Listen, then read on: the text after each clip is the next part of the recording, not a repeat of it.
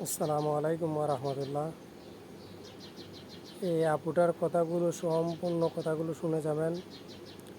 Doctor Yunus sir সম্পর্কে কি বলেছেন আপনাদের মতামত কমেন্ট বক্সে জানিয়ে যাবেন।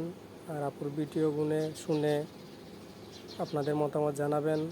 আর কথাগুলো অত্যন্ত ভালো কথা বলেছেন, আপনাদের মতামত জানিয়ে যান। আর ভিডিওটা সবাইকে দেখার সুযোগ করে দেন।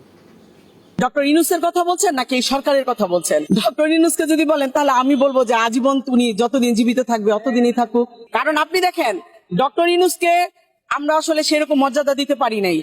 উনি যেই জায়গায় মর্যাদা পাওয়ার সেই জায়গায় কিন্তু ঠিকই মর্যাদা পায়। ওই যে আমাদের দেশে একটা কথা আছে না যে বাড়ির গরু উঠানের ঘাস খায় না।